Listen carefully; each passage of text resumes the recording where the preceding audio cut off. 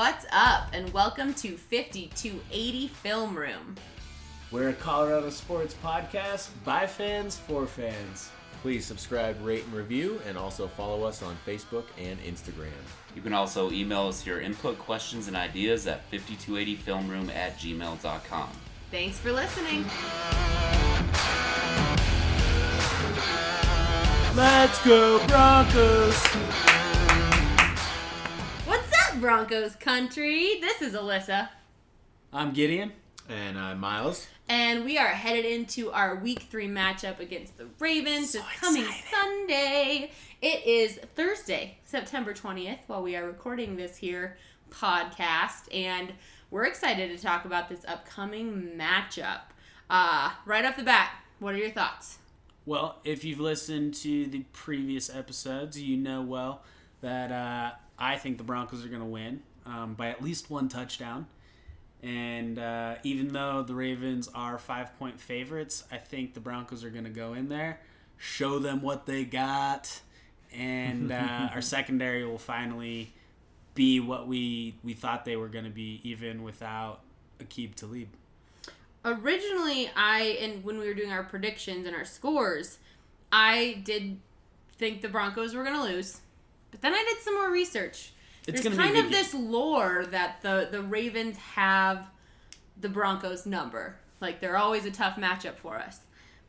We've won 3 of the last 4 games against the Ravens. Broncos fans, me too, we're all still just salty about that playoff game. It sticks with you. That was a bad one. And it was at home. But knowing we won 3 of the last 4 now, I'm kind of like, maybe my But prediction will be you wrong. know what that one loss was. It was. Like, that's what. Let's like, not talk festers. about it. Yeah, let's not. No, Painful. let's go in their home and kick their butts. I'm Yep. so down for that. I think that it's going to be a great game one way or the other. There's going to be some interesting matchups. So before we jump into that, injury-wise, Gideon, I know you had some good knowledge for us on, in terms of Broncos players that are currently injured or kind of in flux in terms of an injury. What do we got going on? Well, Case Keenum was back in practice today, so that's exciting. Was that like a knee stinger? Minor knee soreness is what the report says. I mean, for any quarterback that's played a significant amount of time, your body's going to hurt eventually. So even though that they are giving some of these vets some time off, their bodies absolutely need it. And, as you get older, your body needs even more rest to get back to being able to play at the level that these phenomenal athletes play at. So not surprising to see Case on the report, but also not surprising to see him back at practice, going through walkthroughs and making sure that he can be properly prepared for this Ravens defense. Jared Valdir, our right tackle, went out of last game with a concussion, so he's still currently progressing through the NFL protocol. But he was out on the field observing and had his helmet on, so his head must not hurt too bad, because putting on those helmets is no easy task when they crank them down. Especially for a big old lineman. Yeah. But on the other side, Adam Jones and Brandon Marshall didn't practice for the second straight day, so it'll be concerning if they miss tomorrow, because then, you have no muscle motions like going through the steps to be prepared for Sunday's games. What designation do they have as far as the injury itself? I mean, we're going to know more. Adam Jones has a thigh issue. Something Brandon Marshall is with his knee. So these could Okay. also be precautionary, Right. like with Case. And, Case runs our offense. Like, we know what Brandon Marshall can do. And Adam Jones we picked up late, formerly known as Pac-Man. He's an older gentleman as well. And I wouldn't be surprised to see them practicing tomorrow morning, Friday, to make sure that they're prepared to go on Sunday. But as long as our returners keep doing well, I don't think Adam Jones is going to be seeing much field time, especially if For special he's got teams, like at a least. thigh contusion or something. He was out there balling a little bit on defense. We had him out there? in the Yeah. On the defensive nickel and schemes? dime Nice. packages. Yeah, Nice. Because And he looked I wasn't good. sure about that when we signed him. Was because it was widely known, like as a return man. But it's like we know this guy Yeah, can it's play looking defense. like he's actually, So, right there in the competition to maybe be they're trying to the make third. him like the replacement for Akib to be Yep. like light the fire under guys' asses and get let's some work done. play some good secondary defense. We can't be letting up any deep balls because Joe Flacco's got a cannon. But I also don't think he's an elite quarterback. Like, I would say Phillip Rivers is better than Joe Flacco, and I hate Phillip Rivers with a Phillip passion. Rivers is just consistent. He's just got a very consistent track record, whereas Flacco's like all over the map. I know countless Flacco's had, like, Broncos 1 or 2 fans good that years. go Yeah, with Phillip he Rivers as their bounces all quarterback over the because place. they know what he's going to produce. He's so Yep. predictable. Yeah. Yeah, I love him. in He's fantasy gonna do well. because he's predictable. Bringing up Flacco, what other players on the Ravens do you think we need to keep an eye out for that could give us trouble? John Brown. I mean, his speed alone is dangerous, but you couple that with Flacco's arm, and that could spell nightmares. I mean, I believe that John Brown is the leading receiver for the Baltimore Ravens right now. So that's concerning. What do we know about their defense? I'll be completely honest. I don't know. I don't mean, know I think- a lot about the Ravens in terms of I think their for the team Ravens, dynamics. it's more of the. I think this is going to be more of a baseline game for what team they are, as opposed to the first 2 weeks, because they played the Bills and they just blew them out, which was and then they turn around and then skewed there's- it skewed Just the perception completely. drastically. completely. But then I mean, it was a tough, hard-fought game against the Bengals last week. And the Bengals won that game, right? Yeah, I believe by a touchdown or 34-23. Okay. so 11 points. But the thing about that game, that was on Thursday night last week. They've had So a it's a lot short of week. rest. Long week. Long Yeah. Thursday last week. Thursday last week. Oh. Yep. They So we have played had a Sunday. We long played- week to prep for us. Yeah, we played 4 days I'm ago. They saying, played like, a week because, ago. Because they lost, they had a short week when they played Oh, that yeah. week. Oh, but yes. from then to now, they've had a long From that week. game to Ooh. this game. Yes. So, I mean, they're going to be well rested and ready to go, but I don't think that's going to throw a funk with them because the season's so early. Yeah. It's Right. like, all right, like they might be utilizing this as like a half a bye week kind of thing. Like, hey guys, Get some rest. get some rest. Like, you guys Let's have gear taken up. some hits. Like, you might have some stuff that hurts. Like, there's my football coach growing up used to tell us, like, if you're injured, stay out on the field. We'll waste a timeout. But if you're hurt, you better run your ass off that field because I'm not wasting a timeout if you're hurt. So you learn the difference playing football between being hurt and being injured. And usually an injury is like, I can't move, coach, or I'm going to pass out, or I'm having a heart Right. attack, that kind of thing. Being hurt's like... Physically my, can't walk. My, Being hurt my is pinky just finger part is of it, broken. though, you like, know? all right, well, You run have to off. be able to play hurt. Yeah. And most Yeah. players do. Yes. And a lot of the things players play through are insane and I would impressive. say 99% of the players play hurt. You can't play a contact sport and not be hurt Yeah, most like of the something's time. Especially at Sore. this level in football. Right. You're going to Like, get there's- Exactly. bruises. I perused quite a few articles by Baltimore sports journalists, and they are most certainly not sleeping on the Broncos. As they shouldn't. They're definitely aware that we are a big opponent coming in. I think we'll that's just have more... to see how it shakes out. That can be more pressure. No, I think it's going to be more motivation for the Broncos because Yeah. if they're taking us seriously and we go in there and drop 30 points on them, I think our power rankings is going to go up. Like, That would be the fantastic. national attention is going to be like, all right, well, like especially if Case has like a 300-yard, 3-touchdown game, like Absolutely. they're going to be talking about us for sure. Back in July, we talked about who we thought the breakout player on the Broncos would be. So we thought we would circle back to that.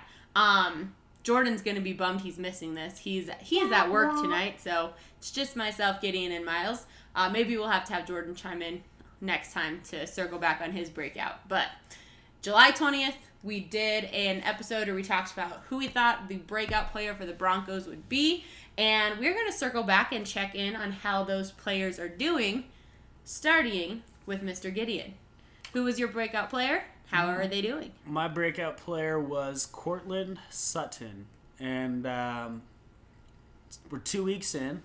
I can't remember precisely what I stated, but I do believe that I said that Sutton would slowly get more and more opportunities with our offense. And he has. After 2 weeks, he's been targeted. He has a couple catches. But going through these last 2 weeks and seeing how Case needs to rely on a big body to convert first downs. DT had multiple drops in the last game against the Raiders. And I'm not sure if he had any drops against the Seahawks. He did.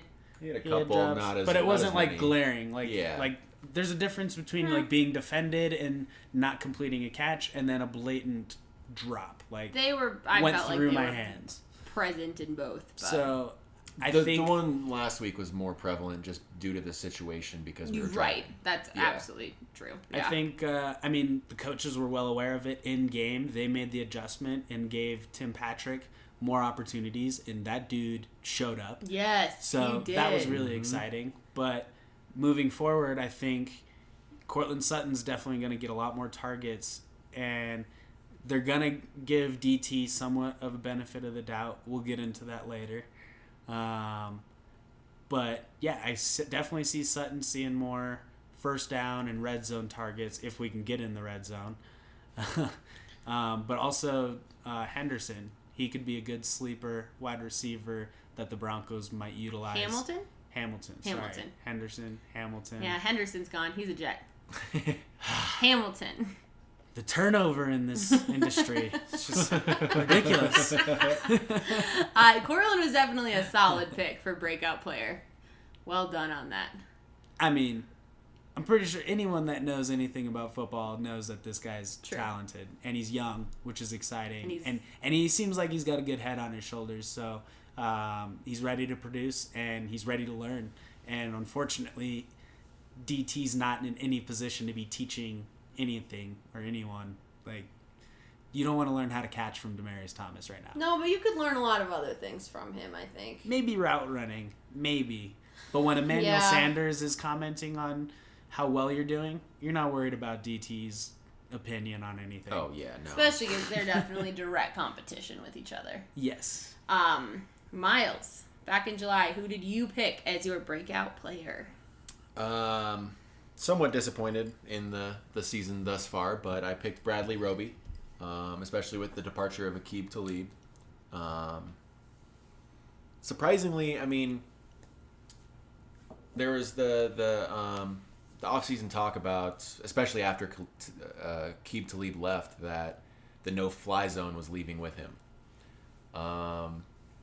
So far, the first couple weeks, it kind of looks like it did, but it's 2 weeks in, and we'll see exactly what happens. Chris Harris and Bradley Roby are pretty much comparable right now as far as where they're at with yards given up per game, targets, that kind of thing. The unfortunate part is neither of them have an interception, and I think Chris Harris is the only one who has a pass breakup. Roby doesn't have any. But if there's any week that would solidify that, I think out of these first 3 weeks is going to be this one. I think it'll be really telling to see how he handles himself against Baltimore. Well, I mean, especially with Flacco. I mean, he's no Russell Wilson. I'd say he's better than Carr. But out of the receiver cores that we've seen the last couple of weeks, I think this might be the best one that we've seen. Yeah. Doug Baldwin was definitely a baller, but he kind of didn't really... I don't think Doug Baldwin played. I think he's hurt. He might have been hurt. And then there's Brandon Tyler Marshall. Lockett and Brandon yeah, Marshall. Brandon Marshall had a solid But I game mean, for sure. like, those are...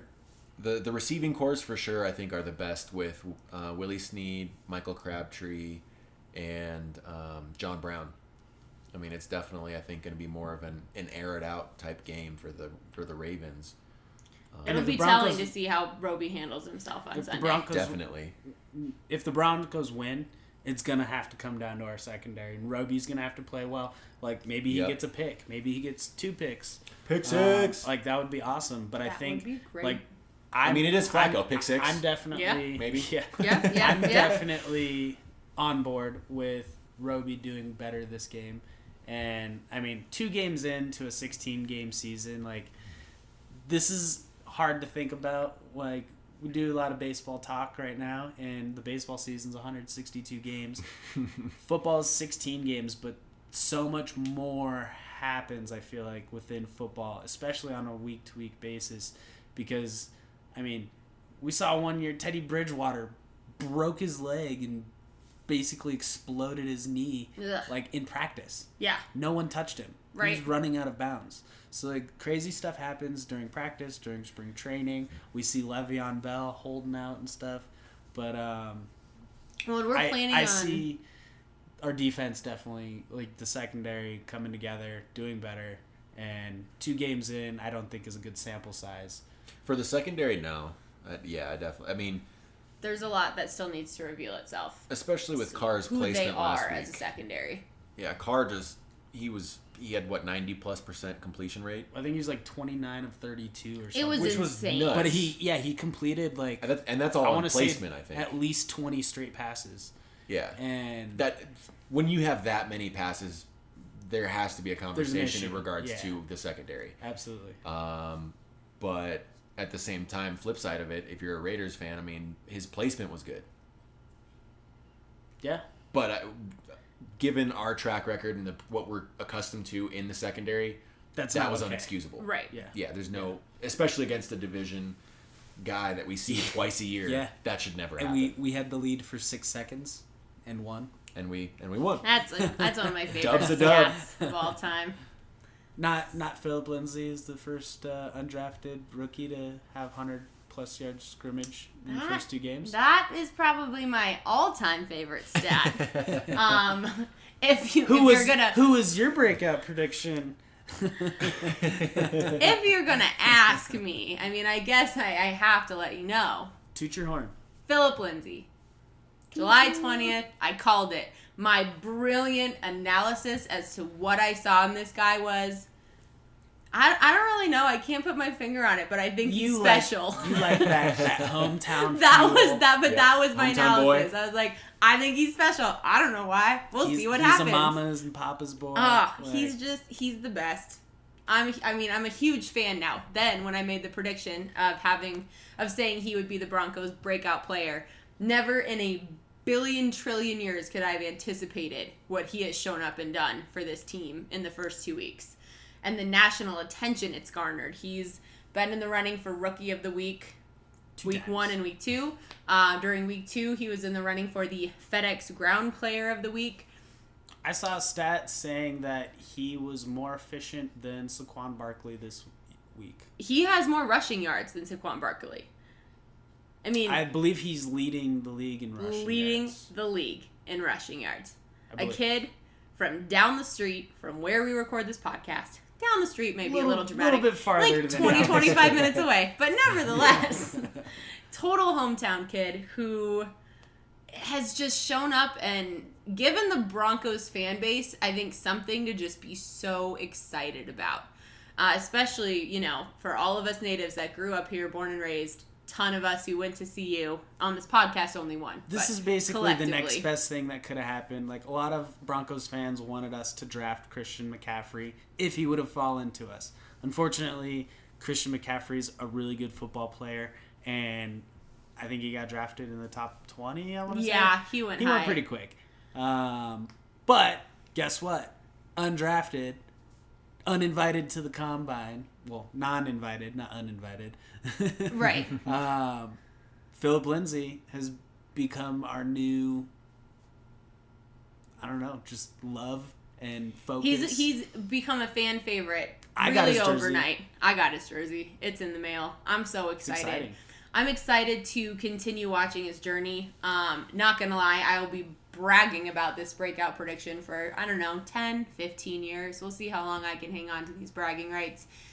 He's got something that you can't explain. He's a lifetime Bronco in all of our He's got an hearts X already. factor, 2 games in. And the fact that he has been able to show up and I feel like just kind of supercharge this offense. Obviously, a lot of things changed in our offense. We have a new quarterback. We have some new weapons in the receiving game. But I feel like Phillip's presence has kind of kicked everything into high gear. And he's just such a laid-back, humble guy that I don't feel like he runs the risk of getting too big for himself, getting too arrogant, too big of a head. He wants the team to be successful, and that's his, that's clear that that's his objective when you hear him in interviews. He was on the Broncos huddle earlier this week. That's on Channel 9. And literally he's just a guy. When he's being interviewed, when he's talking, he's chatting, he is like the epitome of a guy that you would just meet anywhere. It's like, oh, that's a good guy. That's a nice guy. That's a good person. And he also happens to be an insanely gifted and extraordinary athlete who's changing the landscape for the Denver Broncos. I think that's what fans love most about Phillip Lindsay is how he runs. He runs hard, and he runs like Terrell Davis. He asked Terrell Davis to wear his number. So that means Phillip Lindsay grew up watching Terrell Davis kick some ass, win a Super Bowl, be MVP. Only Phillip Lindsay's a little bit more than half Terrell Davis' size. Right. You guys excited to see a Mile High Salute sometime? I really want him I'll to probably, if Sweet. you've listened to this podcast from the beginning, you know that like I cry at any big monumental sports moment. The first time Phillip throws up a Mile High Salute, I will probably straight up cry. Like, not bawl, but have, like, those dramatic, slow tears of, like, damn straight, sir. Phillip, if this makes it to you, next running touchdown, even any touchdown. Any touchdown. You know what? Next touchdown, please. Mile High Salute. That would just Denver get will appreciate all of you even Broncos more. country so Front page of the fired Denver up. Post. And if 9 you News. follow Terrell Davis on any social media, Kathy Saban. Terrell Davis is just as big of a fan of Phillip Lindsay as I am. He posts about him all the time. Like, he is so stoked for this kid. Not only was he like, yeah, of course you can wear 30. He is now, like, one of his rallying fans. He's going to make it through the whole season. He's durable. He's ready to go. He's so excited for him. I could talk about Phillip Lindsay forever. So, in order to cut off my loving rambles, I want to wrap things up with some bold predictions going into this game against the Ravens. What's something specific you think is going to happen that's bold? Gideon, go for it. Mine's kind of a little bit more in-depth than I was imagining it would be, but All right. I'm focusing around Demaryius Thomas and his drop rate. I think this is going to be a good test for him, and I think the coaches are going to give him at least 3 targets within our first 2 possessions, and if he drops one of those 3 targets, I don't think he's going to see very much action the rest of the game. I think all of the pass consumption is going to come from Emmanuel Sanders, Cortland Sutton, and we saw how flashy Tim Patrick can be. He's definitely going to get some looks. And Hamilton, not Henderson, Hamilton could see some good, substantial playing time as well. But my bold prediction is Demaryius Thomas doesn't get more than 6 targets. All right. Miles. 6 total targets, huh? All game. That's All a bold right. one, but I don't think it's out of the realm of possibility by any means. Yeah, I mean, that's definitely a possibility. I'm going to throw a little caveat in there for you for my bold prediction. Boom. I think DT's not going to drop any balls.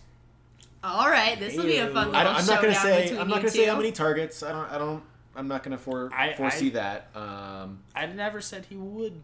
Well, I guess with the 6 targets, I think he's going to drop at least 1.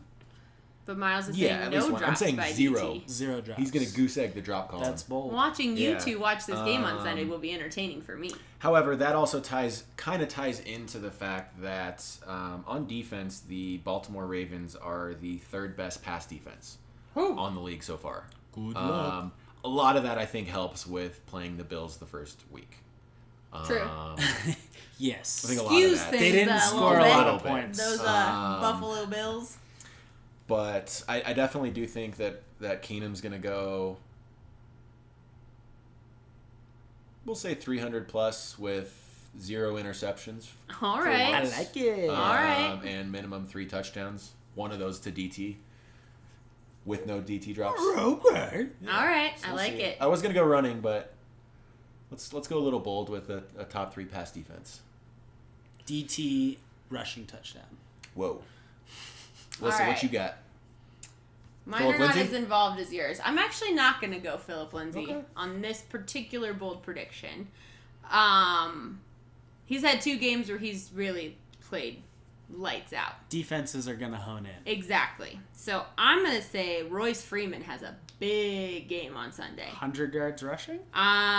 Yeah, I'll say 100 yards rushing for Freeman. So do you think the Broncos are going to win now? I do, but I don't want to go back on my original prediction. But after the more detailed research I did on this matchup, I do think the Broncos are going to win. I will not rescind my original guess because that's against the rules of the podcast. So you think it's going to be a shootout? But I do. I think it's going to be a Falcons-Saints close matchup. game. Yeah, I think it's going to be down to it. So, bold prediction, Royce Freeman gets 100-plus rushing yards, and Tim Patrick gets himself that touchdown Ooh. that he should have had last game. Thoughts? Sutton also should have had a touchdown last game. Yep. I think it's bold. I mean, the only thing I would say that's against that is that the Broncos are number 2 rushing in the league, and the Baltimore Ravens are in the bottom of the league in rush defense. But I don't think. So I guess I don't it's think not Royce that is- bold. Rice is up there with being an efficient runner as well. This year. Yeah, but I don't think he hasn't put up 100 yards. No, not No. yet. No.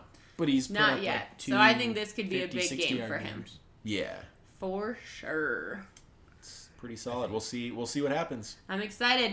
We are planning on making ourselves some victory waffles this Sunday to celebrate our first 2 wins. Shout out Case and Kim Keenum for the brilliant concept that is the victory waffle. Are we gonna do victory waffle memes Oh for yeah, the podcast? probably just forever. Just because.